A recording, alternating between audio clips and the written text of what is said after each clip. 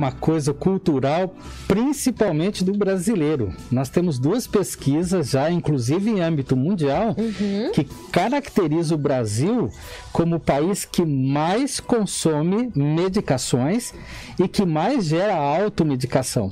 E isso tem preocupado várias instituições, inclusive a Sociedade Brasileira de Cardiologia, mas também o Conselho Federal de Farmácia, porque a automedicação, para vocês entenderem, atinge 77% da população brasileira. Caramba. Então, não é só cultural. Existe já uma rotina de utilização dessas medicações por conselhos. Conselhos de pais, porque até isso também é gerado, né? Por isso que é cultural, é gerado dentro do âmbito da família, né?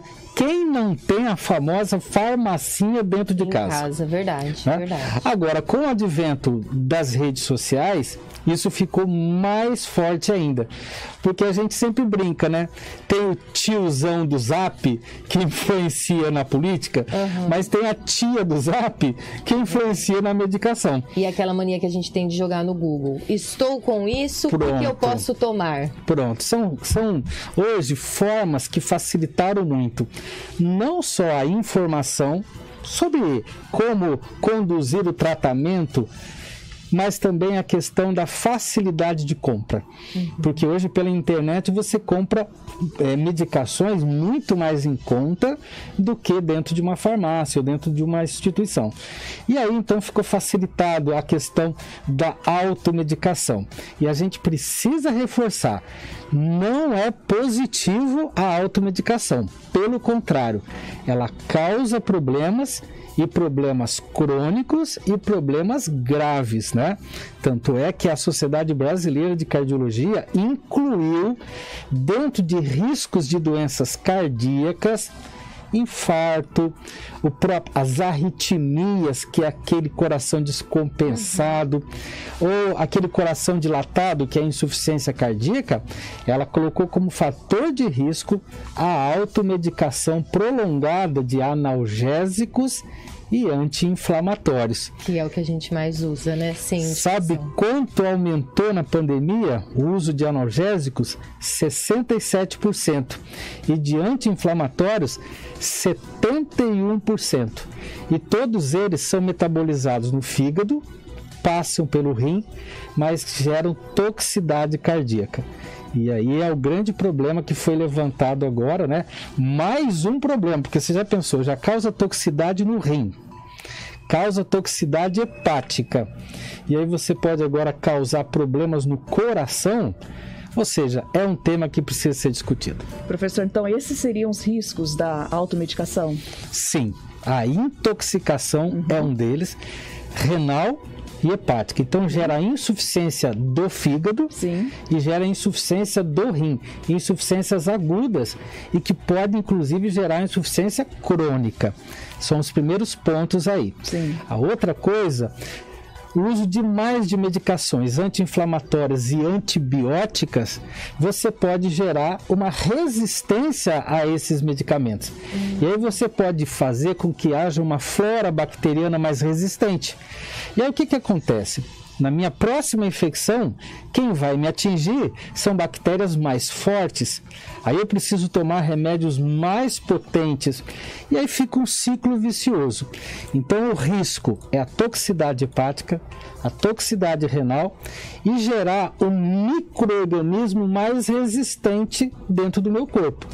E isso não é bom, porque próximo à realidade nossa do dia a dia, eu posso ter infecções que vão agravar muito mais o meu estado de saúde e às vezes eu não encontro, por exemplo, antibióticos para matar aquela bactéria resistente. E nós temos muitas bactérias resistentes no Brasil. Quando a gente fala de farmacodependência, é aquela pessoa que acaba tomando continuamente, por exemplo, tenho uma dor nas costas, começo a tomar medicamento e quando vejo já não fico sem o medicamento? Exato. Isso também é um risco, né, professor? Porque vicia. Vicia. A farmacodependência, ela está preocupando a toda a sociedade, não só médica, quanto farmacológica, e agora também a psicologia entrou na luta luta, né? Porque a farmacodependência é deixar com que esse indivíduo não consiga mais viver sem uma medicação. E às vezes isso é tão nocivo porque você tem uma dependência, por exemplo, nós tivemos um aumento de mais de 100% do consumo de antidepressivos, ansiolíticos e medicações para dormir. Mais de 100, são 113%. O que acontece? Esses elementos psicóticos, eles vão criando a dependência, o indivíduo não consegue sair mais dessa roda viva, que é a ansiedade, a depressão, a dificuldade de dormir, a dificuldade de controlar o estresse por outros caminhos, vai tomando a medicação. Aí como é que você sai disso? O desmamar de remédios é muito difícil. E aí a dependência de analgésicos. O indivíduo às vezes tem uma dor de cabeça, Flávio. Existem pelo menos umas 20 causas daquela dor de cabeça. Ele toma uma medicação para cuidar da dor, mas ele não investiga qual é a causa. Às vezes a causa é uma cefaleia por tensão muscular, é possível controlar com outro tipo de recurso. É uma cefaleia por problemas oculares. Você faz outros recursos para controlar a causa. E as pessoas não conseguem correr atrás de procurar a causa, acabam só cuidando da consequência. Eu vou tomar isso aqui agora porque vai me aliviar. Amanhã eu tomo de novo. Aí você vai fazendo e perpetua esse uso continuado, e aí causa a farmacodependência. Existem formas de você controlar a farmacodependência e evitar exatamente essa toxicidade que pode gerar. Professor, então fala pra gente, né, sobre essa importância da orientação médica para a prescrição dos medicamentos, né? Ótimo. O nosso povo precisa entender, remédio está associado a 2 profissionais. Primeira linha é médico. Principalmente para aqueles remédios que são com prescrição médica. Não é? Agora, existem remédios que são livres de prescrição médica. E aí, muita gente não utiliza o profissional farmacêutico, que é esse profissional. Inclusive, nós temos um curso aqui maravilhoso, né? Aqui um abraço para o Beto, né? Que é o coordenador da farmácia. É um curso fantástico. E há um cuidado muito grande de orientação dos alunos para que esse profissional no futuro saiba orientar os nossos clientes dentro dos aspectos de legalidade da farmácia. Então, assim, é importante que o nosso povo entenda. Medicação precisa ser com orientação médica e com orientação também dos farmacêuticos. Por quê? Porque eles estão numa linha de frente. Inclusive, pouca gente fala disso. O farmacêutico, na pandemia, ele teve um papel fundamental, porque muita gente não ia no médico e ia no farmacêutico. Às vezes por medo de ter contato. Por todo tipo de insegurança. Né? Então, Meg, respondendo a tua pergunta, hoje nós temos que ter a consciência de que a automedicação não é o melhor caminho. E nós temos uma cidade muito privilegiada, tanto pela presença de clínicos gerais, por exemplo, você não tem muita dificuldade de consulta. Aliás, você não tem nenhuma dificuldade. Eu vi ouvinte falando sobre a dificuldade de um especialista. Claro, isso é possível. Mas os encaminhamentos são rápidos para o AME, no caso, como ela falou. Né?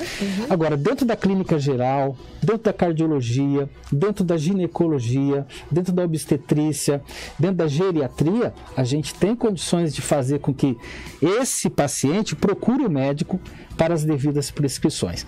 Agora, nós temos um grande problema, Flávia. Você já entrou nas farmácias? As farmácias também elas cometem um erro. Muitas farmácias têm gôndolas com aqueles medicamentos coloridos, aqueles frascos bonitos. Parece que você está com guloseimas perto de você. Parece guloseimas, parece que você chocolates. Tá indo no mercado, né? Isso. Você vai fazer compras na farmácia. E, na verdade, eles são remédios. Então, existe a necessidade de, dentro das farmácias, ter pessoas que realmente façam orientação, que tenha não só os farmacêuticos, mas como aqueles atendentes, né, do balcão, muito orientados para que haja o evitar de se tomar medicamento de qualquer jeito, porque realmente isso não é bacana e gera essas complicações. Professor, e o que a gente pode falar para quem está nos assistindo sobre tratamentos ou buscar alternativas que não são associadas a remédios? Existem outras possibilidades, como o senhor falou, investigar a causa usa, para não ficar só medicando, mas buscar essa causa e tentar, né, correr atrás disso. O que a gente pode falar? Olha, é fundamental as alternativas, né? Então, a primeira coisa, procurar a causa. O que é a causa? Às vezes eu tenho uma dor nas costas e eu tenho um desvio na coluna. Então eu vou utilizar o quê? Estratégias para correção da postura. E aí você tem o Pilates, você tem o RPG, você tem a fisioterapia que não usa remédios e pode fazer o papel desse controle da dor, mas controle da causa, para que a dor não tenha mais presença ali. Nós temos também uma estratégia terapêutica muito forte no nosso meio agora, que é a acupuntura e a medicina chinesa, que não usa remédios. Inclusive, a acupuntura e a medicina chinesa usa muito a fitoterapia, que é a utilização de fármacos, mas não eles relacionados a essa tecnicidade farmacológica que a gente vê agora, né? Esses remédios todos artificiais. Obviamente tem a sua importância em tudo, né? Mas você tem a fitoterapia, a utilização de chás, mas também com ajuda profissional. Isso é importante que a gente diga. E toda a dinâmica que envolve hoje uma prática muito interessante, que é a homeopatia. Perfeito. A homeopatia é uma área, inclusive, médica, não é? Que hoje cresce muito, porque as pessoas também estão aprendendo que algumas coisas estão relacionadas, por exemplo, ao estresse, à ansiedade, a essa parte emocional, né? Então, a associação entre o remédio não farmacológico, no caso a homeopatia, ela hoje é uma realidade. E outro profissional fantástico para se procurar é o psicólogo.